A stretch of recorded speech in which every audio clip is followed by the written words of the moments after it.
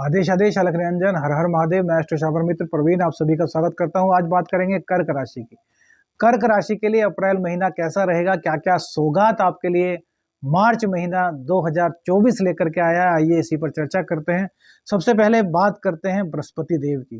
बृहस्पति देव पूरे महीने आपके यहीं पर रहने वाले हैं और ये आपके खष्टेश और आपके द्वादशेश हैं, सॉरी नवमेश हैं।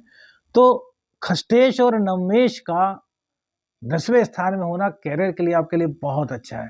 कैरियर में आपको इस महीने में कोई दिक्कत कैरियर के स्वामी की वजह से नहीं होने वाली, ठीक है ना, क्योंकि बृहस्पति देव बैठ करके आपके कैरियर को बढ़ाएंगे।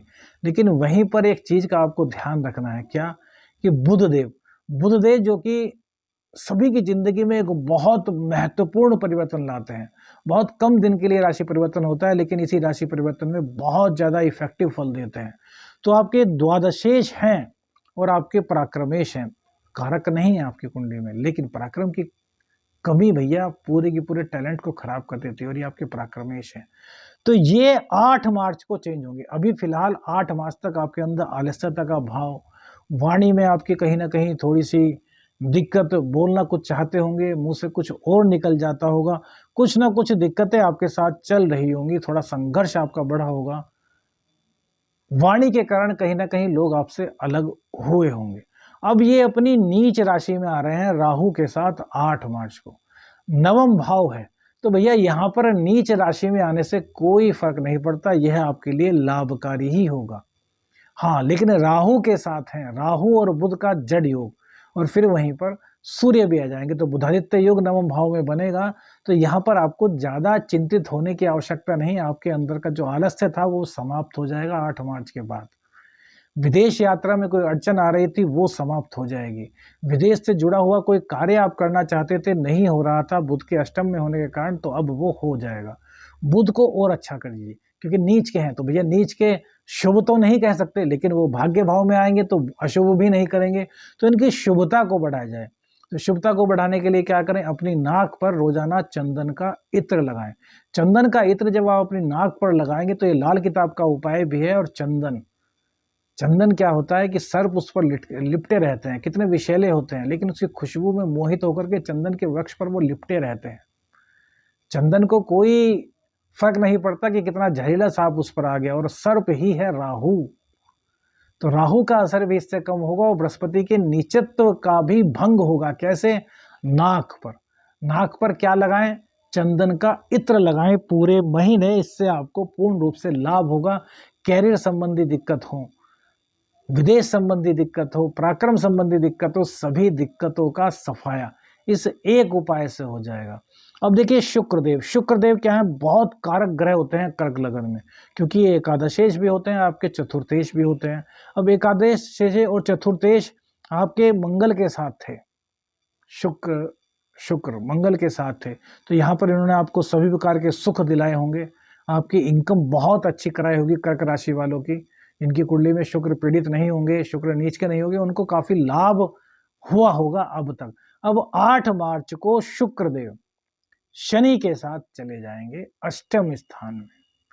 तो भैया यह समय अच्छा नहीं रहेगा। उन लोगों के लिए तो अच्छा है जो गुप्त विद्या जानते हैं, जैसे कि ज्योतिष जानते हैं, टैरो कार्ड्स जानते हैं, हीलिंग करते हैं, मतलब जो एक आम आदमी से अलग हट करके कुछ गुप्त विद्याएं जानते हैं, उनके लिए यह समय बहुत अच्छा रहने वाला है, क्योंकि वो अपने गुप्त ज्ञान के बल पर बहुत अर्निंग करेंगे, बहुत सुख पाएंगे। लेकिन आम व्यक्ति को यहाँ पर सुख नहीं मिलेगा। आम व्यक्ति का संघर्ष बढ़ जाएगा, माता कहीं ना कहीं बीमार हो जाएंगी, घर में कलह का वातावरण हो सकता है, इनकम के लिए बहुत ज़्यादा भागदौड़ करनी पड़ सकती है, और हो सकते हैं कि क्या पता इनकम उतनी ना मिले जितनी की मिलनी चाहिए थी। मिलेगी तो जरूर, क्योंकि शनिदेव अपनी मूल त्रिकोण राशि में विराजमान है, संघर्ष कराएंगे, भागदौड़ कराएंगे।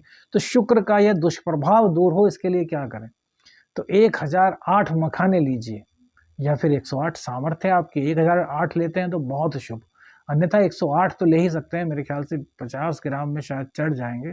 सफेद धागे में उनको पिरा करके उनकी एक माला बना लीजिए, और एक मंत्र कीजिए माँ दुर्गा का, ओम ह्रीम दुम दुर्गाय नमः। इस मंत्र को एक माला यानी कि 108 बार पढ़िए, और उस माला पर फूंक मार दीजिए, और उसको अपने माथे से लगाइए, और मंदिर में जाकर के माँ दुर्गा को पंडित जी से कहकर उनके गले में धारण करा दीजिए। इससे क्या होगा कि शुक्र के जो दोष बनेंगे वो समाप्त हो जाएंगे। आपके घर में आपकी बहन, आपकी बेटी, कोई भी हो जिनकी उम्र 10 वर्ष से ऊपर हो और 18 वर्ष से नीचे हो, वो अपनी उनकी जो बहन या कोई भी लड़की है उनके रोजाना चरण स्पर्श करें। पत्नी है तो पत्नी के चरण स्पर्श तो आप नहीं कर सकते तो क्या करें, तो पत्नी का सम्मान करें, पत्नी को सुगंधित चीजें दें, जैसे कि परफ्यूम हो सकता है, कोई श्रृंगार का सामान हो सकता है, वो उनको दें। और पति पत्नी दोनों के दोनों हर शुक्रवार को खीर बनाए और माता रानी के मंदिर में जाकर के उसका प्रसाद लगाएं। इससे शुक्र के दोष आपके दूर होंगे। अब सूर्यदेव आपके धन भाव के मालिक होते हैं।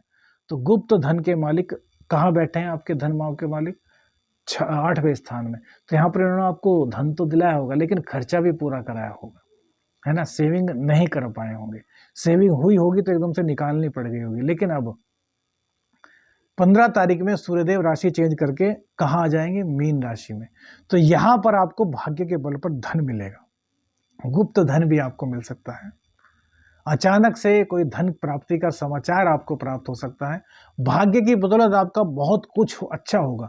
गुरुदेव यदि आपके नीच के हैं तब तो बात अलग है, या गुरुदेव पीड़ित हैं, लेकिन गुरुदेव आपकी अच्छी स्थिति में है, गुरुदेव आपकी कुंडली में पीड़ित नहीं है, तो आपके लिए लाभ परक स्थिति बनेगी भैया। ध्यान रखिएगा, गुरुदेव दशम स्थान में बैठे हैं, कैरियर के स्थान में बैठे हैं और मंगल की राशि में बैठे हैं। अब मंगल देव अभी उच्च राशि में बैठे हैं, तो पति पत्नी के बीच में थोड़ी सी कलह तो रही होगी, इगोइस्टिक मामला हुआ होगा। अब 16 तारीख में मंगलदेव चेंज हो जाएंगे, मंगलदेव चेंज होकर के शनि के साथ आ जाएंगे। तो शनि, शुक्र और मंगल ये तीनों एक साथ अष्टम भाव में रहेंगे। तो मंगल देव आपकी बात करें तो आपके पंचमेश और आपके कैरियर के स्वामी है। तो पंचमेश और कैरियर के स्वामी का अष्टम भाव में जाना अच्छा नहीं कहा जाएगा। क्यों अच्छा नहीं कहा जाएगा? क्योंकि कैरियर में कुछ ना कुछ दिक्कत करा सकते हैं, संतान पक्ष से कुछ ना कुछ दिक्कत करा सकते हैं, संतान गलत सोसाइटी में पड़ सकती है। तो इसके लिए आपको क्या करना होगा? प्रत्येक मंगलवार और शनिवार में आपको क्या करना है? आपको जाना है हनुमान जी के मंदिर में और उनको मीठा पान अर्पित करना है। देखिए, आप पर ढैया चल रही है 29 मार्च 2025 तक। तो ढैया का प्रभाव जो है, जो ये संघर्ष है, इसको कम करना है। तो मंगलवार और शनिवार में सुंदरकांड का पाठ करना मत भूलिए। जो नहीं कर सकते वो मोबाइल पर सुने, थोड़ी तेज आवाज में पूरा परिवार बैठ जाए और सुने। मेरे ख्याल से 40-45 मिनट में सुंदरकांड हो जाता है, जो मोबाइल पर या टीवी वगैरह पर आता है, उसको सुनिए, उसको ग्रहण कीजिए और जय सिया राम, जय हनुमान का जाप करते रहें। और जब सुन रहे हैं और यदि खुद करते हैं तो इससे तो पावन कुछ और हो ही नहीं सकता। एक चीज और आपको बताते हैं कि हनुमान चालीसा मंगलवार में या शनिवार में आप मंदिर में जाकर के दान करते हैं, जो भक्त बैठे होते हैं उनको देते हैं, तो जैसे जैसे वो उस हनुमान चालीसा का प्रयोग करेंगे वैसे वैसे मंगल का दोष दूर होगा।